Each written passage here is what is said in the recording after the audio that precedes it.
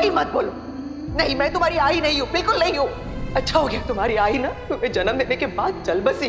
अगर वो जिंदा होती ना तो हजारों मौत मरती ये देख कर के उसने ऐसी लड़की को जन्म दिया है। मैंने तो सुना था कि वक्त बदलता है लेकिन माँ कभी नहीं बदलती।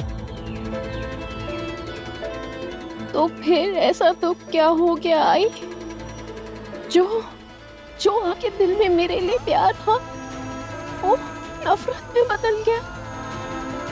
इतना कुछ कह दिया मुझसे आपने, इतना कुछ कह दिया। हमें यहाँ बैठे बैठे कितनी देर हो गई, आई अभी तक क्यों नहीं आई? आ जाएगी बेटा, बस थोड़ी देर और। अब कब से थोड़ी देर और बोल रहे हो? हम नागपुर में है आती, तो विनायक से मिलने क्यों नहीं जा सकते? बेटा हम विनायक से मिलने नहीं जा सकते। विनायक के जो डॉक्टर है ना वो उसे हमें मिलने नहीं देंगे। लेकिन क्यों आती? बुढ़ी के बाल। सभी, अरे बुढ़ी के बाल लोगे? चलो चलो चलो, एक देना। हाँ लो, एक और चाहिए? और एक।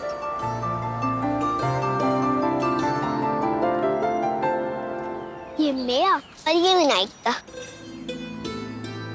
क्या हुआ बेटा, खाओ ना।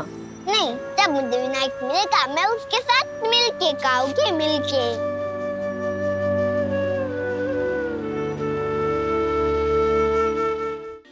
चाहे कुछ भी हो जाए, मैं अपनी बेटी को किसी की नफरत का सामना नहीं करने दूंगी।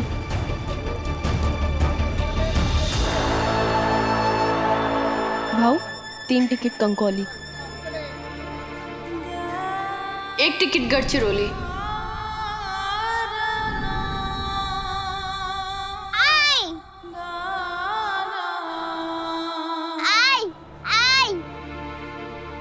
आई विनू कहाँ है?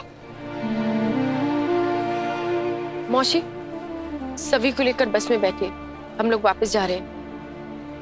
नहीं तो उसके पापा, उसकी आई नहीं आने वाले क्या हमारे साथ? मैंने विनायक के लिए कुत्ते के पाल भी दिया है, मुझसे नहीं मिलेगी क्या? बताओ ना। क्या हुआ बेटा, कुछ हुआ है वहाँ पे? कणकवली इकडे या, बस थोड़ी देर में निकलने वाली है। चला कणकवली। मौसी, मैंने आपसे कहा ना सभी को लेकर बस में बैठिए, हम वापस जा रहे हैं।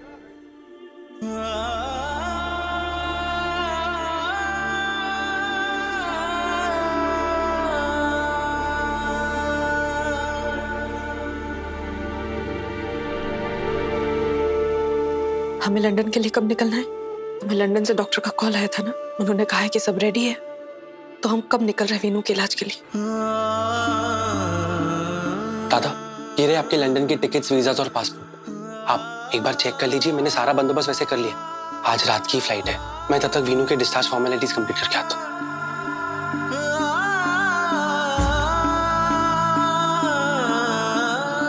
मैं वीनू का सामान और उसकी जरूरी चीजें पैक कर लेती हूँ।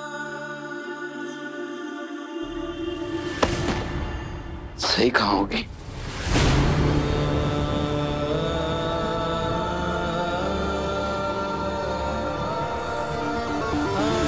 मुझे नहीं पता, उसने कुछ बताया नहीं। मुझे तो ये भी नहीं पता कि वो यहाँ है भी या फिर वापस चली गई। मैं उसे फोन करती हूँ,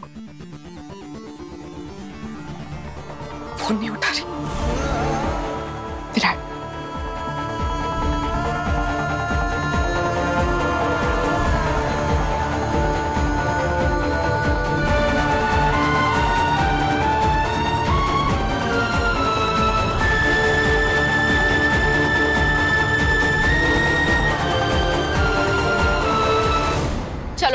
चलो सभी। बस में क्यों बैठते हैं? विनायक आने वाला है ना, मैं उसका वेट करना चाहिए। आई, मैंने कह दिया ना हम यहाँ से जा रहे हैं, चलो अंदर बैठ। मैं बस में नहीं डरूंगी, मतलब नहीं डरूंगी। सभी बैठ।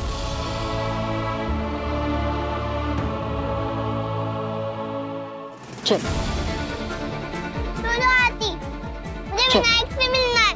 चलो आती, विनायक से मिलना है।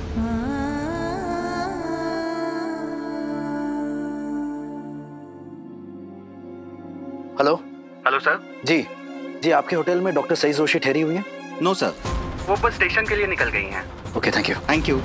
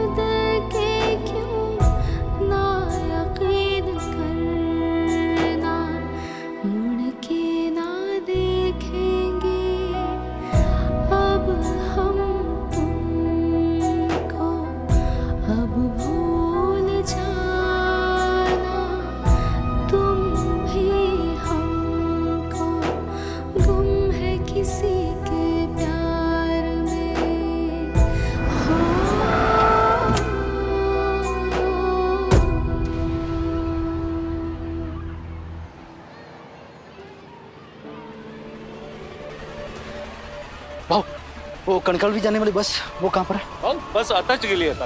अतच? हाँ।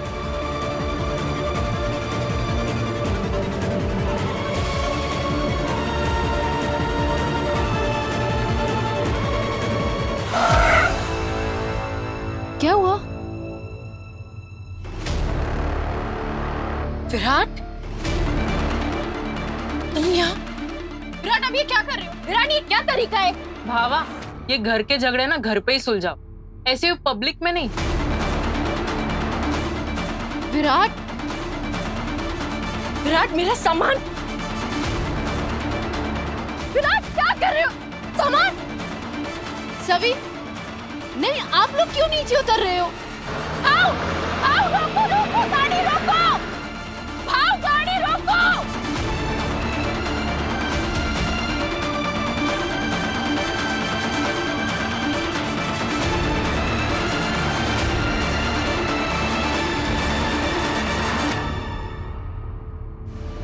गाड़ी में बैठो। आप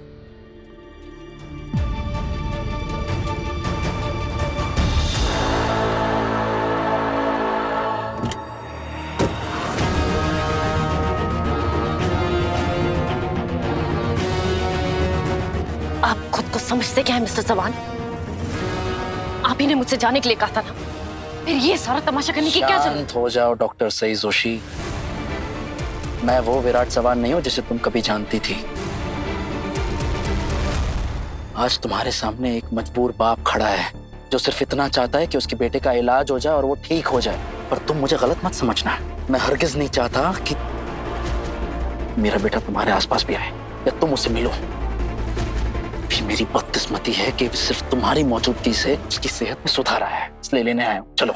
सुधार आया मतलब?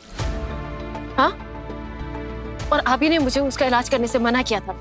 और अब मैं ही कह रहा हूं उसे ठीक कर दो। मेरे लिए उसके इलाज से ज्यादा जरूरी और कुछ भी नहीं है। मैं उसे ठीक होते हुए देखना चाहता हूँ। मैं बस एक बाप की हैसियत से यहाँ पर आया हूँ। So please. मैं भी एक डॉक्टर की हैसियत से ही आई थी विनायक का इलाज करने, लेकिन तब आपने मुझे वही बातें याद मत दिलाओ। मैं बस इतना चाहता हूँ कि मेरा बेटा ठीक हो जाए। इसके अलावा ना तो मुझे कुछ दिख रहा है ना समझ में आ रहा है। उसके इलाज के लिए मैं कुछ भी कर सकता हूँ, कोई भी कीमत चुका सकता हूँ। तुम चाहो तो तुम्हारे रहने का भी इंतजाम कर सकता हूँ। मैं बस एक बाप होने का फर्ज निभाने आया हूँ। बाप होने का फर्ज? यही फर्ज आपने कुछ सालों पहले निभाया होता ना, तो हमारा बेटा जिंदा होता।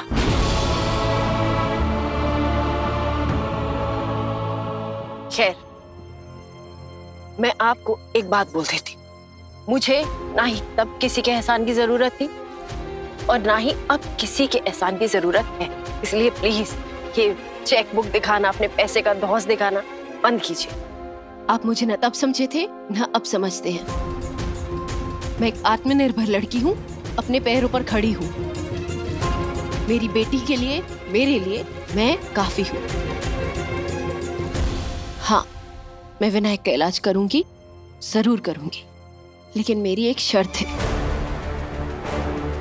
आप इस इलाज के दौरान कभी भी ये रुपए, पैसे और कीमत चुकाने की बात नहीं करेंगे। मैं यहाँ पैसों के लालच में नहीं आई हूँ, मुझे पैसों का कोई लालच नहीं है। मैं एक डॉक्टर हूँ और मैं अपने काम से बहुत प्यार करती हूँ। मेरे लिए मेरा काम मेरी पूजा है, मेरा फर्ज है, और ये फर्ज मैं पैसों के लिए नहीं निभाती। ये फर्ज मैं लोगों की भलाई के लिए निभाती हूँ, जैसे मेरे आबा चाहते थे। इसलिए अगर आपको लगता है कि आपके पैसे के दम पर आप मुझसे कुछ भी करवा लेंगे तो प्लीज इस गलतफहमी में मत रहिए। Okay, sorry doctor Joshi, sorry, आगे से ध्यान रखूंगा। एक मिनट, मैं एक और बात साफ साफ कर देना चाहती हूँ कि आप पुरानी बीती किसी बात का जिक्र नहीं करेंगे। आप हमारे रिश्ते के बारे में बात नहीं करेंगे,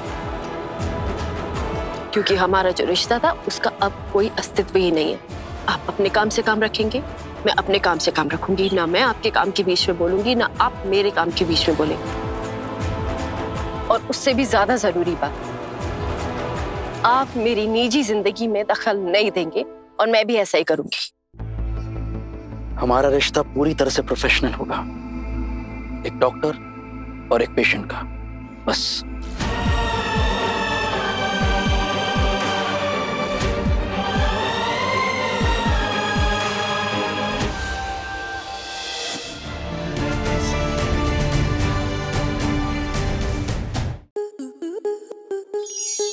स्टार प्लस के ऐसे ही और बेहतरीन लम्हे देखने के लिए सब्सक्राइब करें हमारे YouTube चैनल को।